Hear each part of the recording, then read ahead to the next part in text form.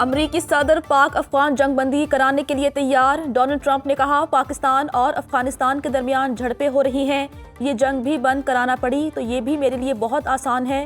پاکستان اور بھارت کے درمیان بڑی جنگ رکوائی، 8 جنگیں رکوائیں، اس سے قبل کسی امریکی صدر نے ایک جنگ بھی نہیں رکوائی۔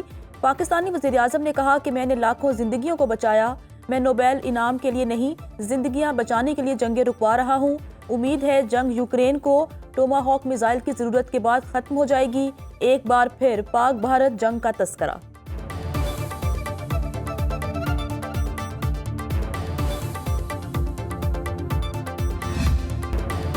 پاکستان اور افغان طالبان رجیم کے درمیان دوحہ مذاکرات کی تکمیل تک جنگ بندی میں توسیع، اعلیٰ سطح مذاکرات آج سے شروع ہونے کی توقع۔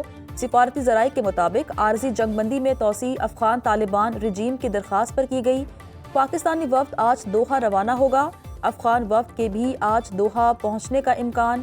ترجمان دفتر خارجہ شفقت علی خان کا کہنا ہے پاکستان اور افغان طالبان رجیم مسئلے کے پرامن حل کے لیے تعمیری مذاکرات میں مصروف ہیں۔ پاکستان نے بارہا افغانستان میں فتنہ الخوارج اور فتنہ الہندوستان کی موجودگی پر تحفظات سے آگاہ کیا۔ افغان طالبان رجیم اپنے وعدوں کے مطابق اپنی سرزمین دہشت گردی کے لیے استعمال نہ ہونے دے۔ پاکستان نے افغانستان کی ہر مشکل وقت میں مدد کی، اب وہاں سے حملے ہونا تشویشناک ہے۔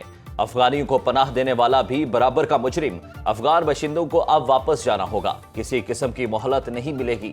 وزیر اعظم کی زیر صدارت اجلاس میں فیصلہ، افغان باشندوں کی جلد از جلد واپسی یقینی بنانے کے لیے تمام صوبائی حکومتوں، وفاقی اور صوبائی اداروں کو ہدایات۔ شہباز شریف نے اجلاس سے خطاب میں کہا کہ دہائیوں سے مشکلات میں گھرے افغانستان کی پاکستان نے ہر مشکل وقت میں مدد کی۔ افغانستان کا پاکستان پر حالیہ حملہ اور خوارج کی در اندازی کی کوششیں ناقابل قبول ہیں۔ افغان مہاجرین کی وطن واپسی کے حوالے سے اضافی مہلت نہیں دی جائے گی۔ وزیر اعظم کی زیر صدارت اہم اجلاس میں فیلڈ مارشل سید عاصم منیر، وفاقی وزراء، وزیر اعظم آزاد کشمیر، پنجاب، سندھ، بلوچستان، گلگت بلتستان کے وزرائے اعلیٰ کی شرکت۔ وزیر اعلیٰ خیبر پختونخوا شریک نہ ہوئے۔ وزیر اطلاعات عطا اللہ تارڑ نے کہا کہ افغان پناہ گزینوں سے متعلق اجلاس میں وزیر اعلیٰ خیبر پختونخوا کی موجودگی ضروری تھی۔ امن و امان کے حوالے سے اجلاس میں وزیر اعلیٰ غیر حاضر رہے۔ سہیل آفریدی بیٹھ کر بات چیت کرنے پر یقین نہیں رکھتے۔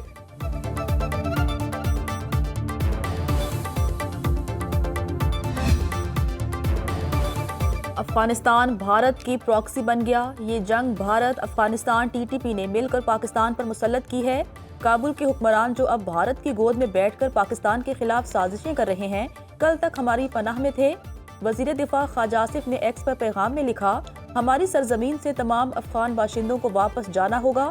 طالبان کے اقتدار میں آنے کے بعد سے دہشت گردی کے 10,347 واقعات میں سیکورٹی فورسز اور شہریوں سمیت 3,844 شہادتیں ہوئیں۔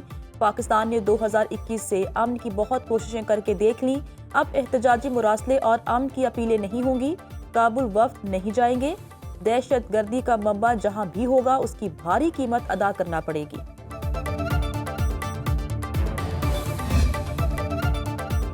پاک سرزمین کو دہشت گردوں سے پاک کرنے کا مشن، میر علی میں خوارج کا خودکش حملہ ناکام، 4 خارجی مارے گئے۔ شمالی وزیرستان کے علاقہ دتا خیل میں کارروائی میں 6 خوارج جہنم واصل۔ سیکیورٹی ذرائع کے مطابق ہلاک دہشت گردوں میں فتنہ الخوارج کا کمانڈر محبوب عرف محمد بھی شامل۔ شمالی وزیرستان کے علاقے میر علی میں خوارج کی سیکیورٹی فورسز پر خودکش حملے کی کوشش، فورسز نے بارودی گاڑی اڑا دی، تینوں خوارج کیمپ کے باہر ہی مارے گئے۔ لکی مروت کے علاقے سلطان خیل میں 8 خوارج جہنم واصل۔ 4 روز کے دوران افغان طالبان کے بھیجے گئے 102 خوارج جہنم واصل کیے جا چکے۔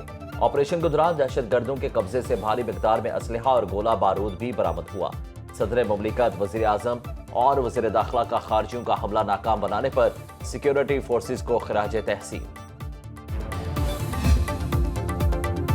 پاکستان کے خلاف افغان طالبان کی بلا اشتعال جارحیت، لکی مروت سمیت KP کے عوام کا پاک فوج سے بھرپور اظہار یکجہتی۔ افغان طالبان کی جارحیت اور دہشت گردی پر پاکستانی عوام کا شدید رد عمل۔ شہری کہتے ہیں پاکستان کی خود مختاری کو نقصان پہنچانے کی کوشش کرنے والے کے خلاف پاک فوج کو بھرپور جوابی کارروائی کرنی چاہیے۔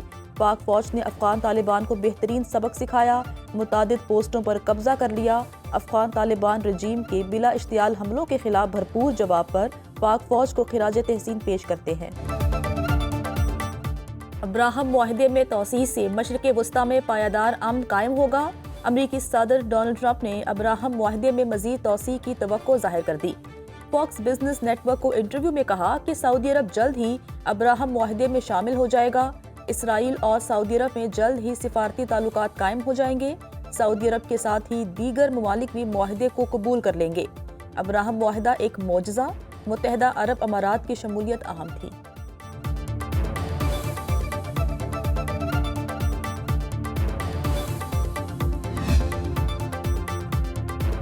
فرسٹ ویمن بینک کی نجکاری، متحدہ عرب امارات کی انٹرنیشنل ہولڈنگ کمپنی سے معاہدہ۔ وزیر اعظم شہباز شریف نے تقریب سے خطاب میں کہا، government to government framework کے تحت طے پانے والا معاہدہ اچھے سفر کا آغاز ہے۔ ٹیم ورک کے نتیجے میں آج یہ معاہدہ پایہ تکمیل کو پہنچا، جس سے دونوں ملکوں کو فائدہ ہوگا۔ تقریب میں فیلڈ مارشل سید عاصم منیر بھی شریک ہوئے۔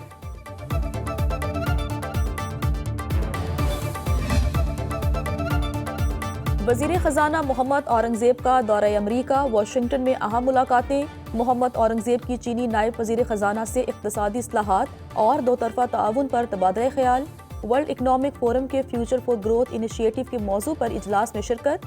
محمد اورنگزیب نے ٹیکنالوجی کی ترقی اور استحکام پر مبنی حکمت عملی سے جوڑنے پر زور دیا۔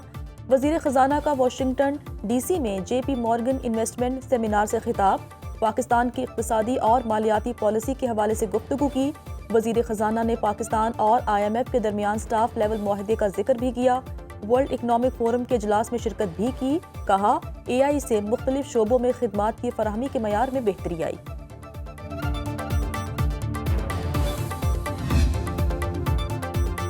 گولڈ مارکیٹ میں سونے کی قیمت کا نیا ریکارڈ۔ ملکی تاریخ میں پہلی بار فی تولہ قیمت 14,100 روپے کا اضافہ۔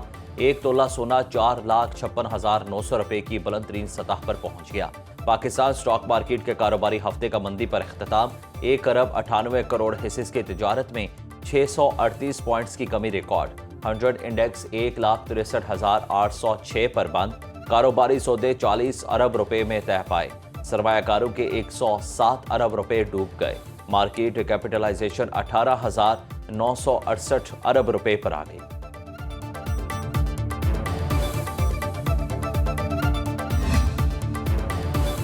ایک طرف میں ملک میں مہنگا تو عالمی منڈی میں سونے کی قیمت میں بڑی کمی۔ 1 اونس سونا $100 سستا ہو گیا۔ $4,203 میں ٹریڈنگ۔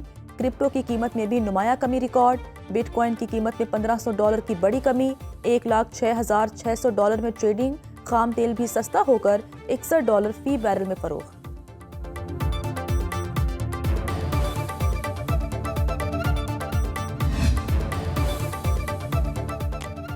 سپریم جوڈیشل کونسل کا اجلاس آج صبح 11 بجے شیڈیول۔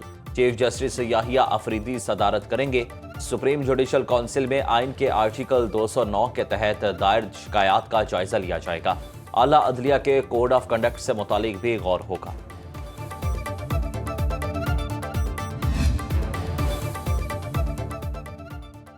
بانی تحریک انصاف سے ملاقات کی اجازت کے لیے وزیر اعلیٰ کے پی سرگرم۔ سہیل آفریدی نے اسلام آباد ہائی کورٹ سے رجوع کر لیا۔ دائر درخواست میں استدعا کی کہ صوبائی کابینہ کے لیے بانی تحریک انصاف کی رہنمائی ضروری ہے۔ وزارت داخلہ اور محکمہ داخلہ پنجاب کو ملاقات کے لیے پہلے ہی درخواست دی جا چکی۔ عدالت بانی تحریک انصاف سے فوری ملاقات کی اجازت دے۔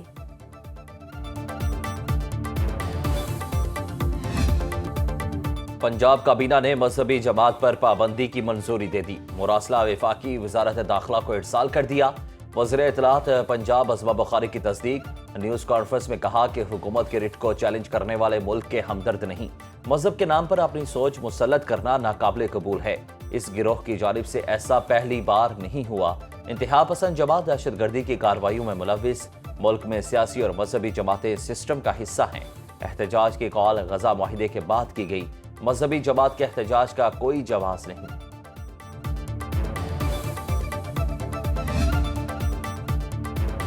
مذہبی جماعت کا احتجاج۔ حکومت پنجاب نے 40 کے قریب مساجد عارضی طور پر محکمہ اوقاف کے حوالے کر دی۔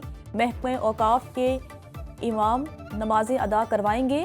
لاہور پولیس کی داتا دربار جانے والے راستوں کی ناکہ بندی، دکانیں بند، سڑک پر خاردار تاریں لگا دی گئی، لوگوں کو پیدل داتا دربار جانے کی اجازت۔ پولیس کا مختلف علاقوں میں کریک ڈاؤن، پنجاب بھر سے اشتعال انگیز اور پرتشدد احتجاج میں ملوث 5100 ملزمان گرفتار۔ لاہور سے گرفتار ملزمان کی تعداد 624 ہو گئی۔ ڈی آئی جی اسلام آباد محمد جواد طارق کا مختلف ڈیوٹی پوائنٹس کا دورہ، ڈیوٹی پر موجود افسران اور جوانوں سے ملاقات، الرٹ رہنے کی ہدایت۔ مذہبی جماعت کے کارکنوں کے خلاف دہشت گردی کا کیس، لاہور کی انسداد دہشت گردی عدالت نے ملزمان کا 10 روز کا جسمانی ریمانڈ منظور کر لیا۔ انسداد دہشت گردی عدالت اسلام آباد میں مذہبی جماعت کے 30 سے زائد کارکن پیش، عدالت نے 14 دن کی ریمانڈ کی استدعا منظور کی۔